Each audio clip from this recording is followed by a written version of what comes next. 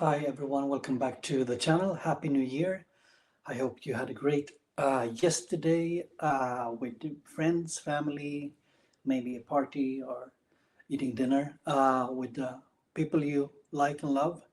Today, rest day, of course, I suppose everywhere in the world, especially here in Sweden, which it's a red day, means a day off. So I have time to read and I have time to think about my reading year for 2026, what's in store, what lies ahead.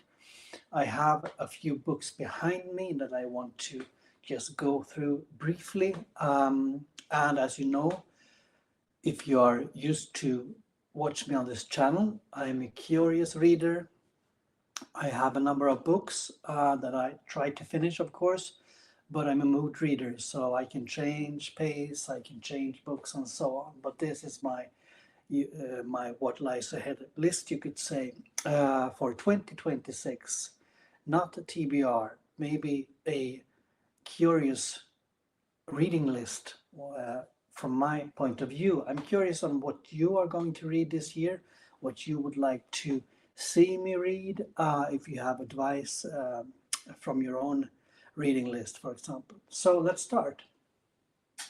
The first one is this one, Witcher Baptism of Fire. I've already started. I finished Time of Contempt yesterday and I really enjoyed that book, although it has many serious and severe tones and something I'm going to talk more about on the channel when I talk about the times of contempt. It really made me think a lot, and it made me more interested in the Witcher Saga. So I really thought that Time of Contempt was a step up from Blood of Elves. I know that some people react negatively because of the tragedies, you could say, in Time of Contempt. It happens without spoiling anything. For me, personally, I got more curious. On the Witcher Saga, it felt more serious. It felt more um, alive, so to speak, and the world lived in a very tragic way, I have to say, of course, if you have read that book. So started with this one so far, liking it, and I will definitely come back with a review on this book later this year.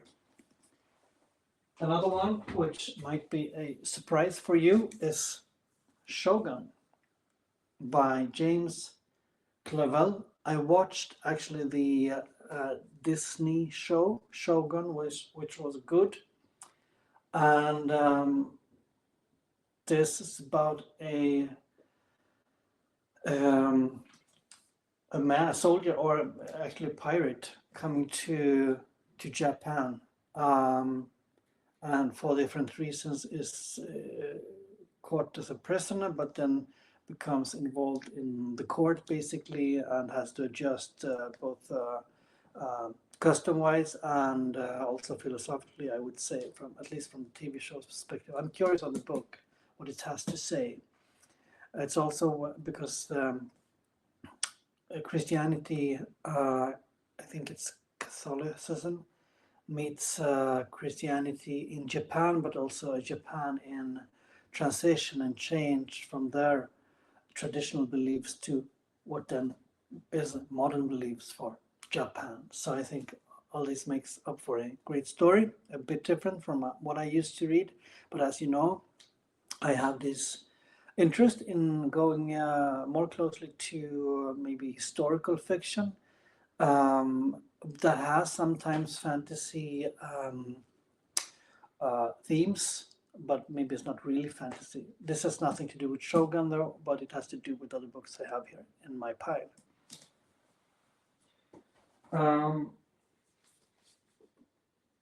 We can take one of those immediately, and that is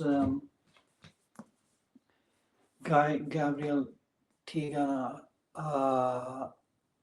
the book Tigana, and Gabriel K. It's a very famous book.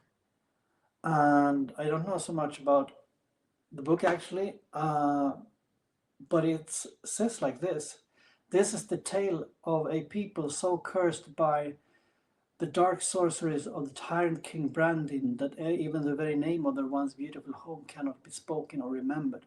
But years after their homeland's devastation, a handful of men and women set in motion a dangerous crusade to overthrow their conquerors and bring back to the world the lost brightness of an obliterated name, Tingana."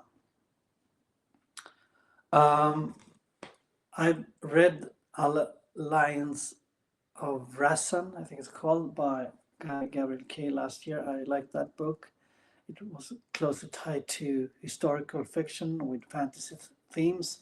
This is more, I imagine, like maybe more of fantasy, but he has his leg in historical fiction, so it doesn't get too fantastical, so to speak. So I'm curious to read this year. Maybe you've read it. Please tell me if you liked it without spoiling things, of course. Moving to another other genre, you could say, and that is the Expanse. I talked a little bit about the book earlier. It's a TV show on Amazon now, I think, and I watched the first season, which I liked. This is called Leviathan Wakes, and I'm curious of this one. It's more light than other sci-fi I've read so far. Come back to that just in a short second. But it's very entertaining and it's quite light. You need to have a healthy reading diet. That's my idea.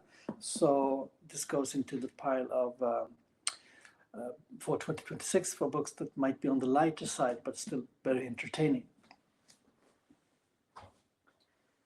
Also light, but maybe a little bit more heavy is Christopher Ruccio's Sun Eater series. This is the fourth book, which I'm 200 pages in now. I'm going to complete that during the spring. I aim to read all of it. The same goes for Witcher, by the way. But Rucchio has a special reading style, writing style that is quite slow. So I don't like to rush through his books, even though many of the books are very action packed, and especially Howling Dark, for example, the second book. Empire of Silence, the first book, is quite slow. It happens a lot in these books, and you, as a reader, I think you get a bit overwhelmed by everything that happens to the main character, Hadrian Marlowe. You also get a bit surprised by the sheer scope when it comes to how many years they are traveling. So we're talking about hundreds of years, maybe 100 and 1,000 of years. So it's a bit mind-blowing, I would say. So sometimes I had to put the book down and take a rest, do something else, and then take it up again and read it. So take it up again and read I will do during this spring. These are books for all of 2026. If you have watched what I read 2025, you know I read approximately 14 books last year. I don't think I will read more than that. This is no competition of reading. I read as much as I like and I want to enjoy what I am reading. So that is important, and I hope that can be a message for you too, not to rush your reading, because I think that spoils the enjoyment. Talking about enjoyment, or maybe not, I'm going to read finally the R. Scott Bakker, The Darkness That Comes Before. This is Grimmest of Grimdark. I've started to read it before, but paused, basically because it was very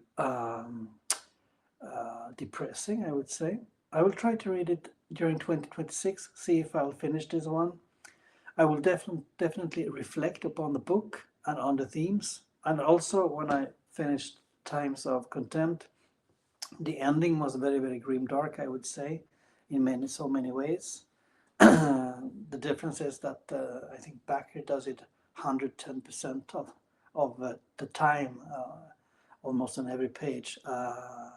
A kind of dystopian way of writing that is supposed to make us feel hopeful, because we don't want to live in this kind of worlds, right? So let's see if I think so. that the effect is that, or maybe not. Let's see. As some of you might know, I'm reading the Book of the New Sun, finished Shadow of the Torture, and I will come back to that together with Reverend Jay, the contemplative reader. Looking forward to that. So if you're watching Jay, I will send you some proposals on when we can meet during this weekend. So sorry for the delay, but I was sick, as you know. I've started to read The Claw of the Conciliators, so that's a priority for this year, to finish that one and also to continue the series. It seems very heavy on philosophical and spiritual themes, and that's something I like, of course, as you know. Another book that is more of a surprise is this one, The Ocean Churn. This is about the history from East Africa to Australia, how it came to be, and we are given the opportunity to visit great cities of Angkor, Vijayanagar, medieval Arab empires, and also Chinese cities, for example. It highlights medieval geopolitics and long lost cities. So this one I was encouraged to buy last time I was in Pune in India. A friend encouraged me to buy this book. I haven't read it yet, but it goes hand in hand with my Malazan reading, of course, and mythological reading as well, of course. So this one I will definitely talk about on the channel. I hope you will find it very, very interesting. I have two more books left in my pile, and the next one is Andrei Sapkowski, Witcher author, as you know, but this is The Tower of Fools. I've started to read this one, but I had a lot to read, as you know, and I have a lot of gaming to do, which is connected to the channel as well, so I just took a break from this one. We'll continue this one in 2026, maybe then more likely in the summer, I suppose. This is historical fiction with fantasy themes, light ones. I'm looking forward to read about Reinevan, which is the main character. He's a doctor and a magician and maybe a charlatan. So let's see. It's about the conflict between the Hussite Protestant and the Catholics. True and real history. So let's see. The last one I have for you is no surprise at all. It's Malazan Book of the Fallen. I just took this book to show this. This is my reread. I'm on Bone Hunters. I've been pausing for a while, as you know. I will continue to retake my Malazan reading. With this one, I have the Orb Scepter Throne as well in the E.N.C. Esselmont's Malazan books. And I hope to start the Dancer Lament series with E.N.C. Esselmont as well, so Path of Ascendancy. So there is a lot to do this year again when it comes to reading. I hope you will find that interesting, and I hope you are curious to like this video if you enjoyed it, and also subscribe, and also more importantly tell me what you are reading 2026, because it was so that I got inspired by many of you who watched the channel last year. So both Gene Wolfe and The Witcher are suggestions from you. So maybe you have new suggestions for me, and don't worry if you spoil my reading for 2026. I will happily change the books if you have good advice for me. So with that, I wish you a beautiful New Year's Day and a great start on the new year. See you soon.